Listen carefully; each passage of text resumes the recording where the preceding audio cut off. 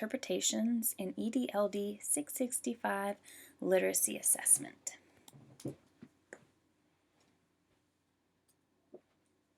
So the student that I assessed was named Karen. She attends Coburg Charter School, is in the 4th grade, is 9 years old, is white, female, and the testing dates I went out to her school were in November of 2014. I went out on November 12th and November 19th. Karen was referred to me through Dr. Bianca Rosa, the professor of EDLD 665, and Mrs. Rawls, the principal at Coburg Charter School. The reason that Karen was referred to me is that her parents want to have a deeper knowledge of her abilities and deficits in reading. So they want to be able to help her at home and understand where she's struggling in school. Karen presented herself as an intelligent and talkative 4th grade student. She was extremely friendly and sweet whenever I met her. She talked to me about her school experience and told me that in kindergarten she attended a bilingual school where she was taught in Spanish. She began attending Coburg Charter School in 1st grade and feels that any of her reading struggles that she has now are due to her kindergarten experience where, according to her, she didn't learn to read and she was taught solely in Spanish. She loves attending Coburg Charter School. She was very well spoken and made a great first impression whenever I met her. I administered 5 assessments to Karen: the Reader Self-Perception Scale, Words Their Way, Elementary Spelling Inventory, the Easy CBM Passage Reading Fluency Measure. I also began administering the Easy CBM Passage Comprehension Measure, but we ran out of time and Karen had to return to class. So I emailed Dr. Bianca Rosa and we discussed that I should not finish that measure but go on and administer the GORT 5. And so that's what I ended up doing. I administered the Tower 2, which is the Test of Word Reading Efficiency 2nd edition, and the GORT 5, the Gray Oral Reading Test 5th edition. And I did not finish the Easy CBM Passage Comprehension Measure due to time constraints. So the next few slides will take each of these administered assessments and break them down, and I'll tell you what they measure and then how Karen scored on each of them. So the first one is the Reader Self-Perception Scale. So this is a tool for measuring how children feel about themselves as readers. So they wanted a scale that could get inside the reader's head and see how they appraise themselves, how they grade themselves as readers. So on this scale, the reader answers example statements like the ones I posted. So here are some examples that are on the scale. I think I'm a good reader. I like to read aloud. I read faster than I could before, etc. So I read these statements to Karen, and she would circle on this scale from strongly agree all the way down to strongly disagree. So there's about 5 different choices that you can pick for each statement. So looking at how Karen scored on this scale, she scored average or high average in most domains, such as general perception, progress, and social feedback. And that just tells us that she likes reading. She has positive reading experiences at home and at school, and she's willing to try her best whenever asked to do a reading exercise or activity. She scored low average on observational comparison. And what that means is she's just unsure how to compare herself with other students when looking at reading ability. So does she read faster or slower or better or worse than the other students in her class? She's not sure how to compare herself to them. So moving on to the next assessment, I gave Words Their Way Elementary Spelling Inventory to Karen. So how this assessment works is there's a list of words starting from simple beginning elementary school words that you would learn in 1st grade all the way through more challenging multisyllabic words that you would learn at the end of elementary school, 6th grade, or the beginning of middle school. So the student hears the word read aloud with a sentence and they have to spell the word. And these words increase in difficulty and are directly related to the stages of spelling development and the phonics instruction that they should be receiving in schools. So you can see the first few words start out bed, ship, when.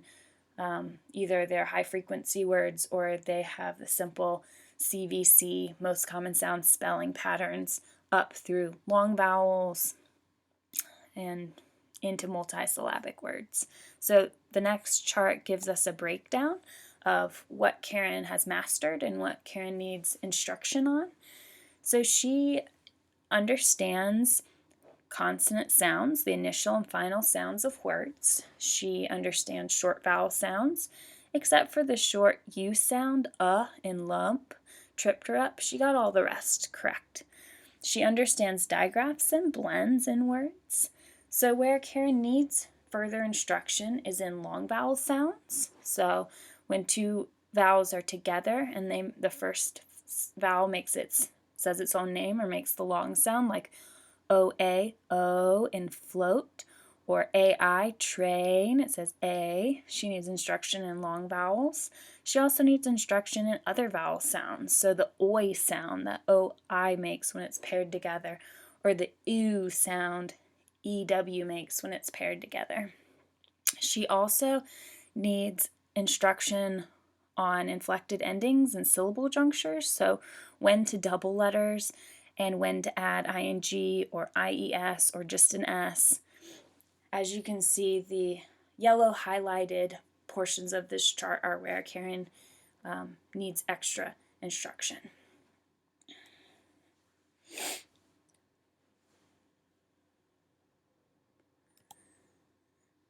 I just took the data from the previous chart and put it into an easy to read, simple chart of the portions of the assessment she's mastered and where she needs further instruction. And I didn't put everything that she needs further instruction as, just the first 4.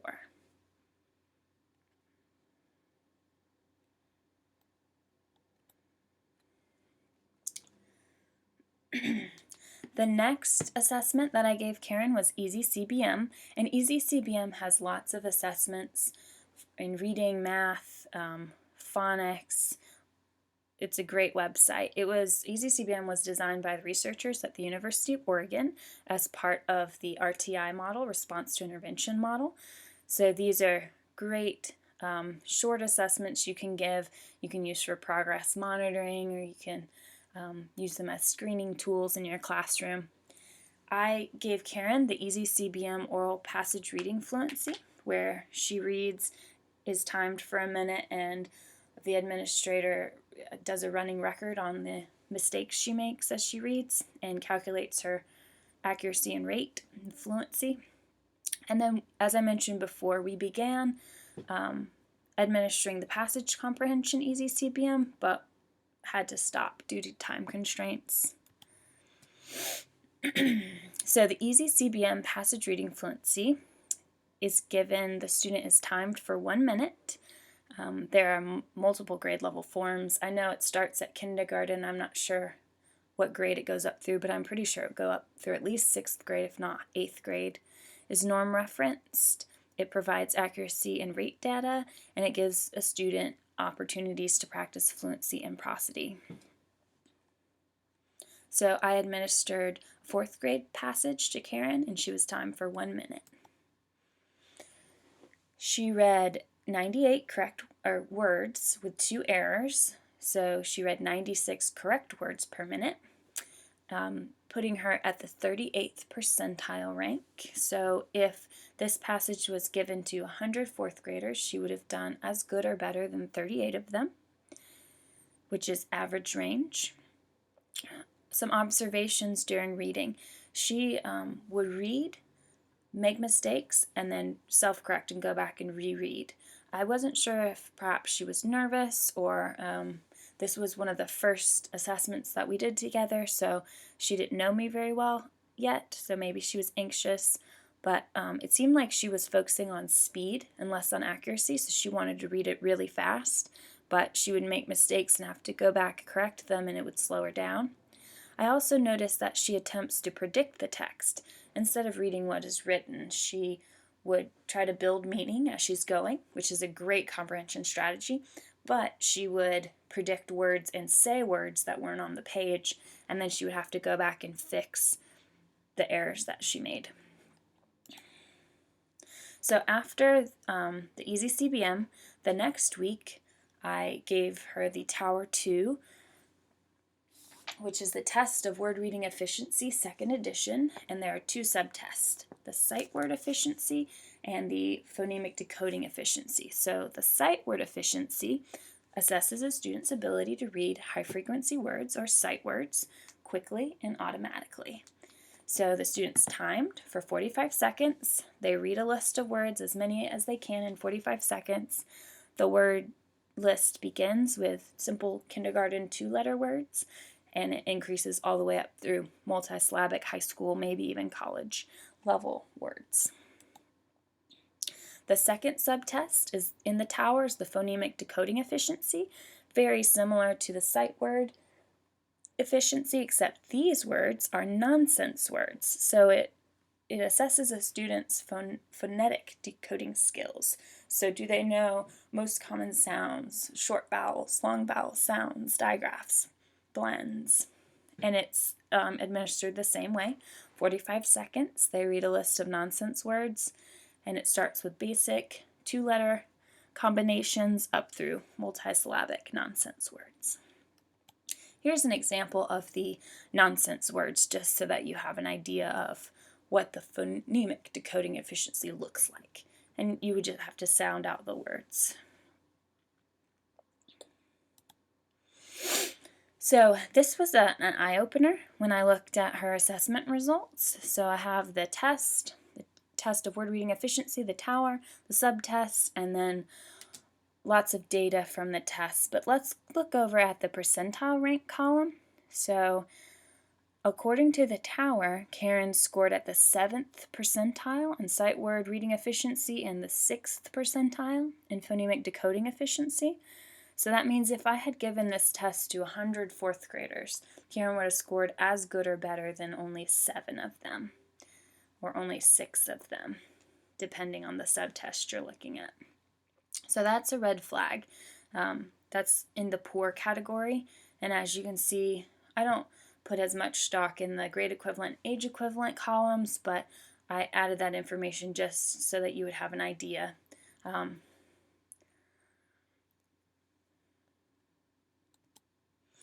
So let's take a look at the GORT, and then we'll triangulate all our data and talk about it all together. So the GORT was the last assessment I administered, and it's the Gray Oral Reading Test, 5th edition. So the GORT assesses accuracy and rate. So the student is timed and reads the passage aloud while the assessor does a running record and marks the errors, and then the student is asked 4 to 5 comprehension questions about the passage.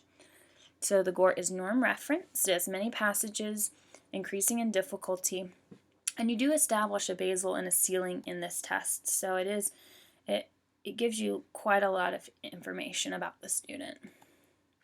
So here is Karen's data. So there are 4 components, well, 3 components to this test. So accuracy and rate are combined to make the fluency component, and then there's the comprehension component below that.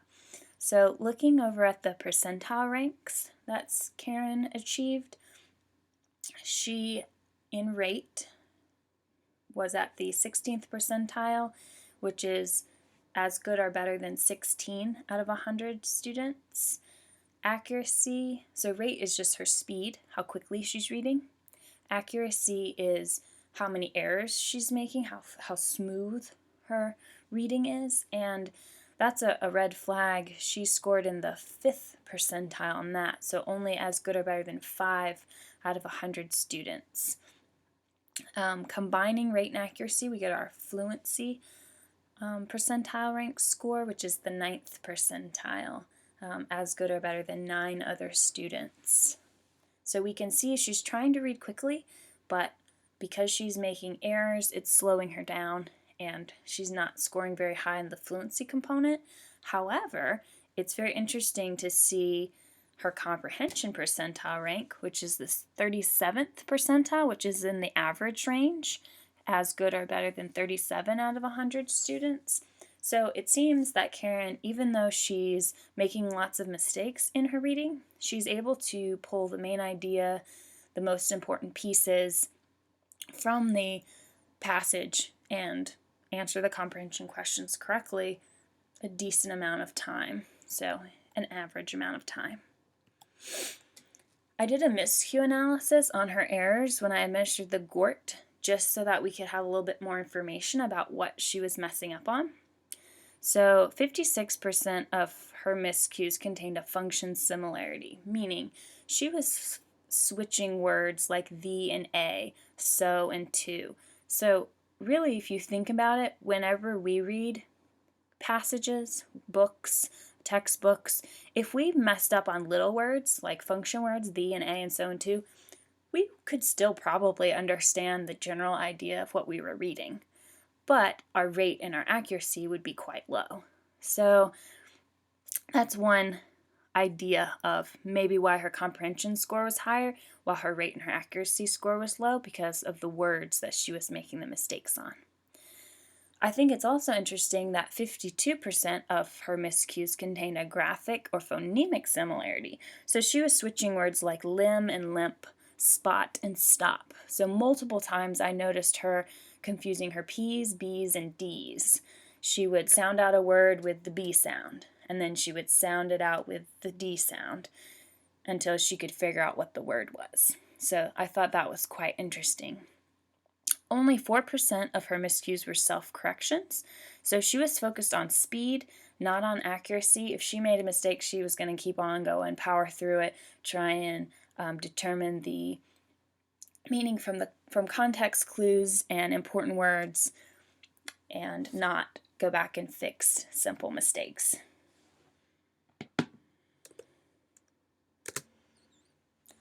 So kind of combining all of the information that I've just given you, I put it on this chart. So let's take a brief look. Karen has a positive view on reading. She likes reading at home and at school, and that's a wonderful benefit. On the easy CBM passage reading fluency, which I think is interesting, she scored at the 38th percentile rank, while her fluency on the GORT was at the 9th percentile rank, which is a pretty big difference. So I would definitely work on fluency with Karen and give some more assessments to get some more data on her accuracy and rate. It seems like she's focused on speed and sacrifices her accuracy for her speed. However, the mistakes she's making don't tear the meaning of the passage apart, so she still is able to build comprehension. She's able to piece together the main ideas of the passage from the key terms that she is able to decode. She uses context clues to make meaning, which is a great reading skill. We do need to work, though, on her accuracy when reading. And then taking a look at the words their way and the tower. So she is at the within word middle to early pattern stage, and she needs phonics instructions on long vowels, other vowel pattern, and syllable junctures, and that would also help improve her scores on the tower if she got that phonics instruction. So this summary and analysis just kind of writes out what I was saying before, looking at the other table. Positive view of reading at home, struggles with decoding unknown words, and she has deficits in long vowels, other vowel combinations, inflected ending, and syllable junctures. She relies heavily on using context, her vocabulary knowledge, and very strong oral language ability to piece together her comprehension when reading. I would recommend and Dr. Bianca Rosa and I actually discussed this, we would recommend an oral language assessment where text is read out loud and then the comprehension questions are asked orally to see if her struggles are solely in the decoding. So if she scored really high on this measure, we would know that Her comprehension is great. She just needs help on decoding and working on fluent reading. So here are a few recommendations for the school and home